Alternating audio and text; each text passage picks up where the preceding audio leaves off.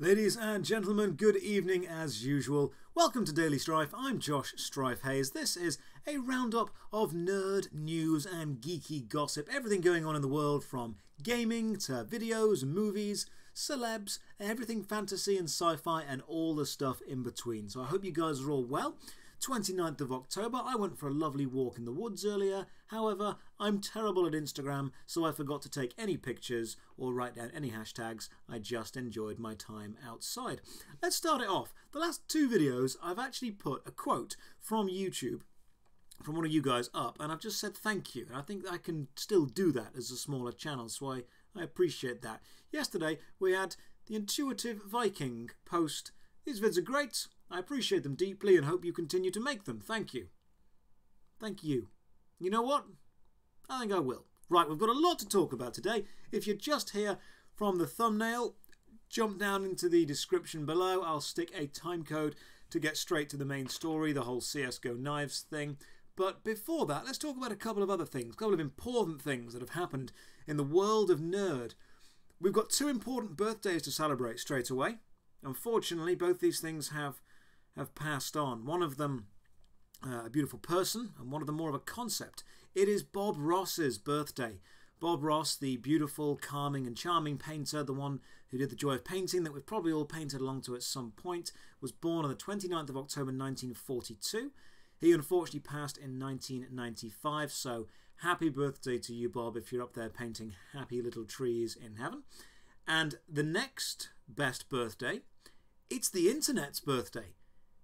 Today, 1969, 50 years ago today, Stanford Research Lab, room 3420, the very first idea of linking up intranetted computers to other ones outside of the local area was established, and the internet was born. So happy birthday to the internet. EA is coming to Steam. Remember how we were discussing it last time? EA put that tweet out with the steaming mug. EA is definitely coming back to Steam. They tried Origin. They gave it a go. It was crap, wasn't it? No one used Origin. I even have one experience with Origin. I completely legally purchased Assassin's Creed Black Flag. And I downloaded it, and it didn't work. It was completely buggy and completely broken, and everything about it was terrible. I bought Assassin's Creed Black Flag and it did not work. So then I thought, you know what, I've bought this, therefore I can now legally torrent it. I downloaded a torrented version, worked fine. So a game about piracy was better when pirated. Although I did purchase it, EA just decided, you know what, Origin sucks, let's just go back to Steam. So good guys going back to Steam. And View, Sony's streaming service, is closing down, and I'm sure that will affect absolutely no one because no one used View. And if you sat there thinking, well, I used View, please leave a comment down below. I need to know who is using this, and I need to know why, when you've got so many better alternatives out there. So that's a couple of small things. Bob Ross's birthday, the internet was created 50 years ago today. EA is coming back to Steam, and Sony are getting rid of View. Now, two big things happened, two major stories, and I wasn't quite sure which one to put on the thumbnail, wasn't quite sure which one to talk about, so I decided to go with the CSGO one. But the side story is Netflix. Now, Netflix are introducing a new thing effectively called speed binging. Now, we all binge series. We all binge TV series all the time. I watched all of Breaking Bad in a few days' time.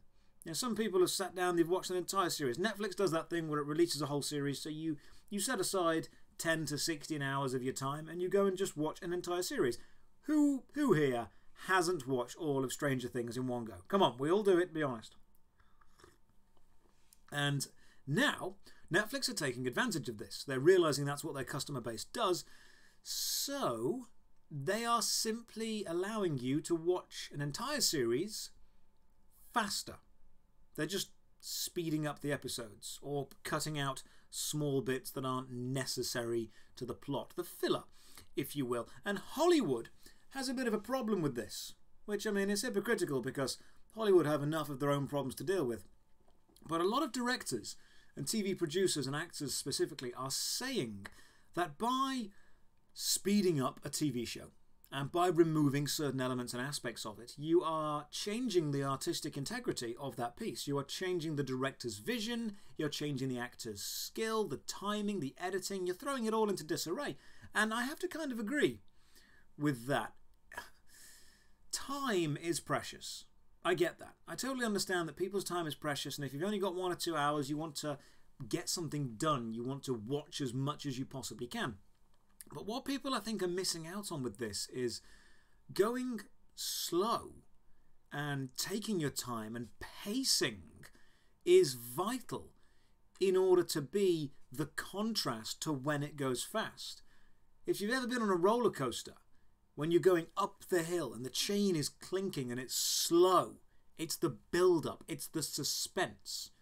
If that was a really quick moment, you wouldn't have chance to really start to worry, to really start to enjoy it. The slow speed of some shows is part of their atmosphere building, part of the world building. So by speeding it up, you're kind of missing out on the heart and soul of what the show could be. Now, TV has been doing this for years. TV has been speeding up shows for years, and the simple reason is to get more adverts in. You need to get as many adverts in as you can. If you've got a half-hour slot on TV and your show is 25 minutes long, that's 5 minutes of adverts. But if you can speed the show up, make the show 20 minutes long, that's 10 minutes of adverts. You've doubled your advert revenue by just this one simple trick. This one simple trick. TV execs love him. Just speed the show up and you get more advertising revenue. Netflix are thinking about doing that. Will it work? Will it not work? We'll find out. But here's the big one. CSGO, Counter-Strike, Global Offensive, one of the most successful first-person shooter games of all time, is mainly being used for money laundering. And not the game itself, the keys and the passes and the things you can buy for it.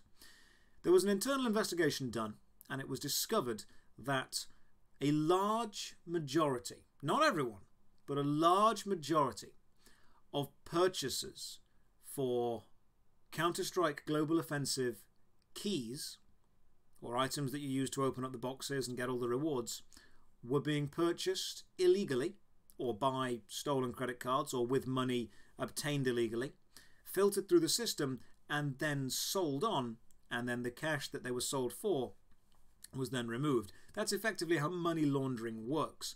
The point of money laundering, for anyone who's unsure, is if I do a load of illegal stuff and I get £1,000 for doing it, and the police or the Inland Revenue ask me, where's that £1,000 come from? I can't just say, oh, illegal stuff. Sounds pretty stupid. You'd get arrested. It'd be obvious. So I need to make up a legal sounding reason. But I can't say something stupid. I can't say, oh, I just happened to, I won it on a scratch card. Okay, cool. Where's the scratch card? Where's the proof? Where's the evidence? I can't say, oh, I got it as a bonus from work, because there's no evidence of that. I can't say, oh, I sold a painting I did, because I'm not an established painter. I need to launder the money. I need to put it through a process which makes it harder and harder to track. If anyone's watched Breaking Bad, as I mentioned earlier, they buy a car wash and they launder all the money through a cash-in-hand business. The reason that Steam and the reason that Counter-Strike Global Offensive was so useful and so easy to do this with is it's so hard to track all the transactions. And even if you could, there are so many transactions that tracking them would take a dedicated team months and months and months to work out exactly where they're all coming from and going to. Because the problem was so overwhelming, they have decided to stop the sale of all new keys. Old keys still can be sold. The statement from the game developers specifically is newly purchased keys will not be tradable or marketable. So old keys, you can still sell those fine. The keys that were purchased and created before today, not a problem at all. You can still sort them out. But the new ones are now pretty much locked to Counter-Strike, get it? To counter money laundering. Who would have thought that? Which bright spark was sat there with his massive piles of illegal cash thinking, I wonder what I can do with this? And then he thought, you know what, this is a tough problem. Maybe I'll just play some Counter-Strike for a bit. And while he was playing, he suddenly had a brainwave and went, aha, I know what I'll do. I'll purchase a load of keys, then I will sell a load of keys, then they will sell a load of keys. The track will become so difficult to follow that I'll then be able to cash out and have all the money just there. So Counter-Strike Global Offensive is effectively a giant global money laundering scam, and they are cracking down against this. Netflix have decided to increase the speed of all your TV shows because they want to be able to show you more and more show in less and less time, which may have the adverse effect of destroying the artistic integrity of that actual show. It's Bob Ross's and the internet birthday, so happy birthday to both of them. EA is definitely coming back to Steam, and Vue has shut down, to the absolute sorrow of no one. Quite a lot's happened today. It's been quite a busy day. What have you guys been up to? I think tomorrow I'm going to look into more of the video game side of it, see what's going on there, really kind of get in the latest releases. I don't think Breakpoint is doing too well. I don't think Breakpoint is doing well at all, so I think tomorrow we'll have a bit of an in-depth look, see how well that's going. But for now, thank you very much for your time as always. Remember to say a nice big happy birthday to Bob Ross from you, from me, from all of us. And I will see you guys tomorrow. Take care. Thank you for your time as usual. Remember, the Discord is in the description and Twitch is always live if you want to come and say hi. But for now, take care, have a good night, and I'll see you tomorrow.